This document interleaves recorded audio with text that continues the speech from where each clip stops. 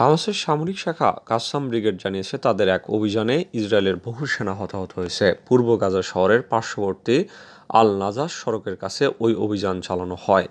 টেলিগ্রামে দেওয়া এক বিবৃতিতে কাসসাম ব্রিগেড জানিয়েছে তাদের যোদ্ধারা রকেট দিয়ে ইসরায়েলি সেনাদের মাধ্যমে দখলকৃত একটি বিল্ডিংকে লক্ষ্যবস্তু করে। ওই ভবনে প্রবেশ করার আগে দূর থেকে ভবনে থাকা সেনাদের হত্যা করা হয়েছে বলে আল জাজিরা খবর দিয়েছে। কাসসাম ব্রিগেডের যোদ্ধাদের প্রত্যাহার করে নেওয়ার সময় বিল্ডিংয়ের ভেতর একটি বিস্ফোরণ ঘটানো হয়। ওই বিস্ফোরণে হতাহত সেনাদের সরিয়ে নিতে হেলিকপ্টার ব্যবহার করা হয়েছে বলে বিবৃতিতে উল্লেখ করা হয়।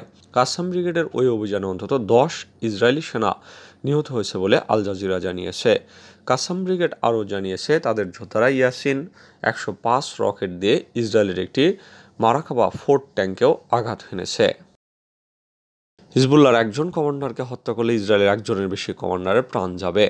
লেবাননের ইসলামিক প্রতিরোধ আন্দোলন হিজবুল্লাহর সংসদীয় কমিটির সদস্য ইব্রাহিম আল মুসাবি বলেছেন, হিজবুল্লাহর কমান্ডারদের হত্যার বদলা হবে ভয়াবহ। হত্যাকাণ্ডের জবাব দিতে হিজবুল্লাহ পূর্ণ প্রস্তুত রয়েছে। তিনি বলেন, ফিলিস্তিনিদের প্রতি সমর্থন দিতেই আমরা যুদ্ধ করছি এবং হিজবুল্লাহর একজন কমান্ডার হত্যা করা হলে তাদের ক্ষতি হবে এর চেয়ে বেশি। এর মাধ্যমে তিনি বোঝাতে চেয়েছেন, হিজবুল্লাহর একজন কমান্ডার নিহত হলে ইসরায়েলের একাধিক কমান্ডারের প্রাণ যাবে। সম্প্রতি ইসরায়েলের বর্বর সামরিক বাহিনীর হামলায় হিজবুল্লাহর সিনিয়র কমান্ডার হাস আবু নামে শহীদ হওয়ার পর হিজবুল্লাহ অধিকৃত গোলান মালভূমির ইসরায়েলি সামরিক অবস্থান লক্ষ্য করে অন্তত 200 রকেট নিক্ষেপ করে।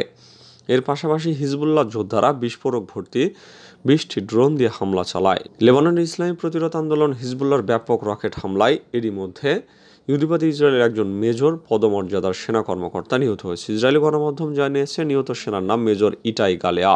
সে ইফতা রিজার্ভ আর্মড ব্রিগেডের ডেপুটি কোম্পানি কমান্ডার হিসেবে দায়িত্ব পালন করছিল। টাইমস অফ ইসরায়েল বলছে, হিজবুল্লাহ রকেটের সরাসরি আঘাতে এই মেজরের প্রাণ যায়। ইসরায়েলি গণমাধ্যম আর বলছে, গত 9 মাসের মধ্যে গতকালই হিজবুল্লাহ সবচেয়ে বড় ধরনের রকেট অভিযান চালিয়েছে। এতে ইসরায়েলের উত্তরাঞ্চলের বহু জায়গায় ব্যাপকভাবে আগুন ধরে যায়।